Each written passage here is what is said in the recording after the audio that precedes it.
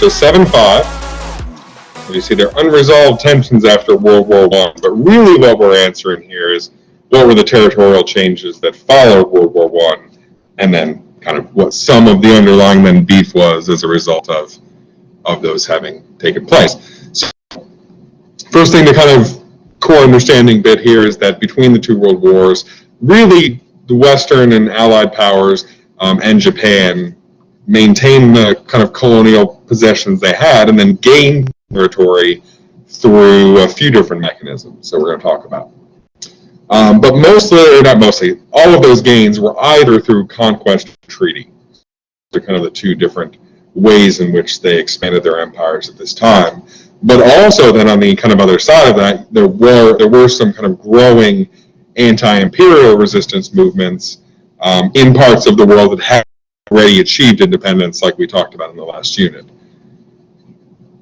Between those territorial losses and then kind of some of the punitive measures of the treaties that followed World War I, you have kind of just growing resentment and really the setting up of future conflict, which brings us into World War II, which we'll be going through next week. So the Paris Peace Conference is the kind of meeting of world powers led by allies that followed World War I. And the kind of central question they were answering really was how should the Central Powers be punished for what they had done in World War I. The main group getting punished here, arguably, is Germany, although I think one point that shouldn't be lost here is that the Austro-Hungarian Empire was dissolved, so not existing anymore is a fairly legit punishment. But at the same time, the state still did exist, right? So I'm not saying that they were literally wiped off the earth, but not being able to kind of proceed in the manner you had planned, I guess, is a punishment of sorts. But on the German side, there were reparations, significant territory loss, those kinds of things.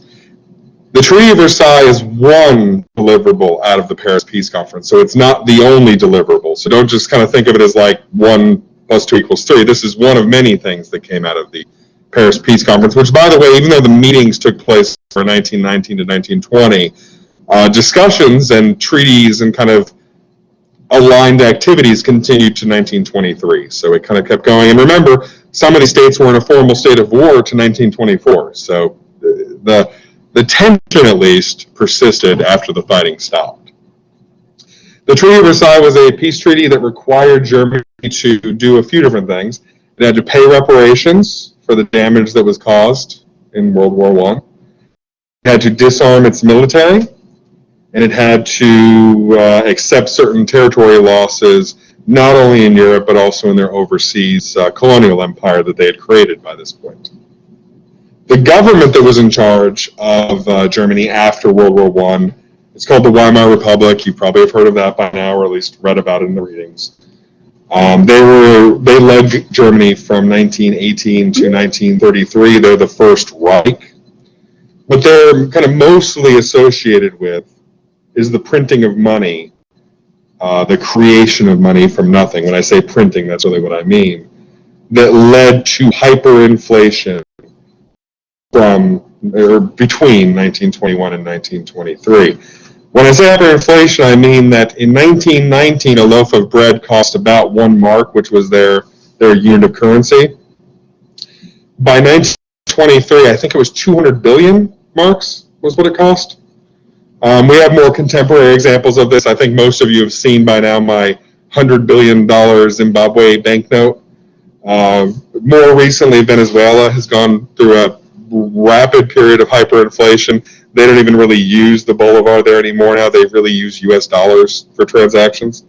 So there's this kind of recurring theme throughout history, but that's the main thing you'll see them associated with is this period of hyperinflation, where for a few reasons, for the paying of reparations, but also for the rebuilding of their kind of really damaged economy. There was widespread suffering, again, not only from the reparations, but also, remember, they just had a world war. Like they came out of this defeat. So on multiple fronts, there was suffering. We saw before the kind of food shortages as well. And so to alleviate not just the reparations, but some of the suffering directly, they just created money and gave it to people. Well, the knock-on effect here was that very quickly the mark was worthless, and they went through multiple iterations where they created like a new currency to knock off some zeros. You'll see that happen anytime you really see hyperinflation. Venezuela's doing that right now. They keep reissuing new currency and pulling in their old currency. But the reality is the money's worthless, and that is obviously problematic for a state trying to rebuild its economy. This was resolved in 1924 by the Dawes Plan. Dawes was a congressperson at this time. He was a business person really before that. After this, he's vice president. He proposed the restructuring of German reparations to essentially make it more achievable for the German people to be able to repay things. But it wasn't all good. They also had to relinquish really control of their central bank. So after this point, the West, with really the Allies, had kind of de facto control over the German central bank, and so they were not able to do any more of this massive printing, for instance. So that stopped some of this, and really did successfully put Germany back on a path of kind of growth and kind of help them pull themselves out of the situation that they were in. There's a picture from the Paris Peace Conference, so I just think it's interesting to see kind of how large this was, what that meeting was. Another deliverable, really, out of the Paris Peace Conference was the League of Nations. So this was not just the product of those discussions. It was also pitched by Woodrow Wilson, his 14 points that were really kind of his peace plan following World War I, included point 14, which called for the General Association, for the creation of a General Association of Nations, some sort of body that would be a meeting place for all the nations to come together to resolve their differences and not need to engage in this same kind of world war again. The League of Nations then becomes that first global intergovernmental organization that exists for that purpose. Ironically, the U.S. never joined the League of Nations, despite Wilson being a supporter of it. Congress, and really widespread U.S. opinion, moved much more in a direction of isolationism at this point. Essentially, the view was we did not want to be involved in European problems anymore. We wanted to be kind of out of that, essentially. We were out of the policing Europe game, or at least we thought we were. And so there was a move toward this more kind of isolationist stance that precluded the ability to participate in something like a League of Nations. At its height, it had 58 members, but many of those members quit over the course of its existence for varying reasons. You can see here on the map the colors of the ones that left and joined again. Japan, for instance, was a founding member, but they took over kind of northeastern China, Manchuria, and when the League of Nations wanted them to not do that, they, rather than abiding by that decision, they left. Germany, for similar reasons, ended up leaving, not for control of Manchuria, but for the League of Nations, putting specific kind of requirements on them that they could not abide by or would not abide by, and so they left. So you can see how most of the states that were involved ended up leaving by the end of it. So that was a failed endeavor, and it ends up being replaced by the United Nations after World War II, and that's probably a body you're more familiar with, and we'll actually talk about them quite a bit later on in Unit 7. So in terms of the territorial changes that went on, before I talk about the mandate system, I just want to mention the Balfour Declaration. It's not really directly relevant. It's not even mentioned in the CED, but it's something you should know about, because in 1917, the British government essentially stated their public intention or support for the creation of a Jewish state in the Middle East where Palestine is.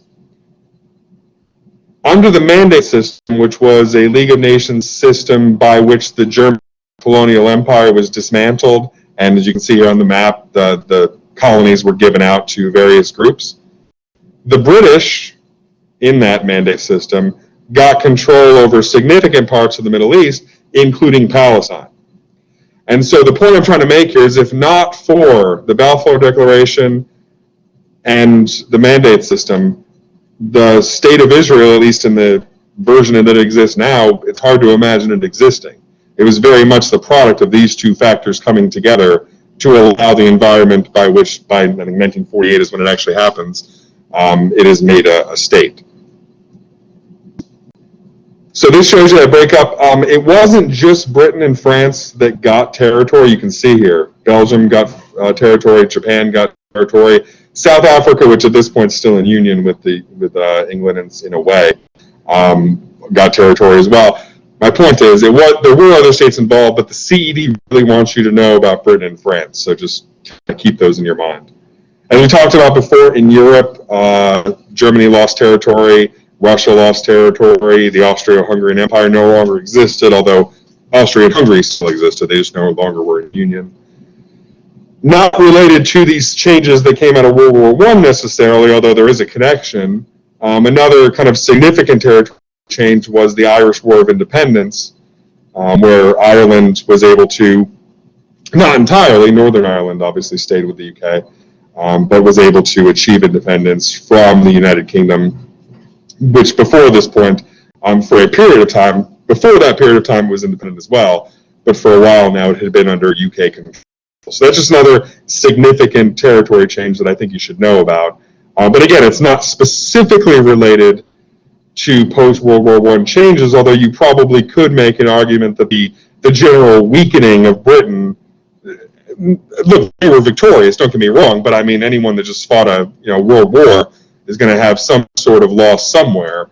They may have not been in as strong of a position to kind of push down that rebellion as they might have been otherwise. But either way, it's a change that you should know about now. This is directly from the CED. Again, this is one you really should know, the Greater East Asia Co-Prosperity Sphere. It was really a project of the Japanese government to extend their control and their sphere of influence across all of East Asia. Now, they pitched it more as an anti-Western kind of pro-regional control, get the Westerners out of here thing. But really what they were doing was promoting Japanese interest and trying to expand Japanese influence as best they could in this region. So as you're looking at the map, you can see light red areas are occupied by Japan, and dark red areas were just Japanese allies. So we're talking about Thailand and this little section here, which was called Free India at this point. Those were allies. One specific example is Manchuria, and this state that was set up, which had a few different names. It was called the Manchurian state at one point, I believe it was, and then later it was the Empire of Manchuria, I think for a moment it was called. Anyway, Japan was really in control, though, of this region from this time period. And remember, that's born out of their taking control over or exerting their influence over this region after Russia took it over following the Boxer Rebellion. So that's this little part of the world here has undergone major changes in the last 30 years, from being the homeland of the founders of the Qing dynasty to being a part of Russia to now being under the control of Japan. And that hegemonic kind of control over East Asia for Japan would continue all the way through their defeat in World War II. In fact, it would grow in the interim. Last slide, and then you guys can get started on the after activity. So I'm guessing by now you all know who Gandhi is, so I probably won't talk much about who he is. But he was in charge of the Indian National Congress, which we talked about, from 1915. And from his leadership, under his leadership, they actually allied with Indian Muslim groups to push for reforms and push for independence.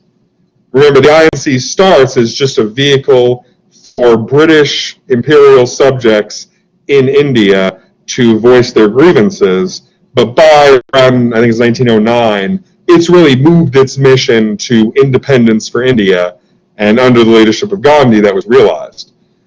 So in 1947, they successfully gained their independence. He did live to see that, although not very long. In West Africa, you also had resistance to imperial rule, French imperial rule at this stage. Now, one interesting thing to know is that they also embraced kind of non-violent means to achieve their ends. There was a recognition in West Africa that they just simply could not compete with European technology. So if they tried to fight for their independence, they were just going to be killed. And so rather than doing that, they engaged in strikes and they held large meetings, congresses is what the CED is going to call them, to essentially push for their causes that ranged from outright independence to just reforms to increase rights, those kind of things. Did all of this through nonviolent means from this point onward because it was really the only practical way that they would be able to do what they were seeking to do. So those are two examples then from the CED of resistance that you'll need to know.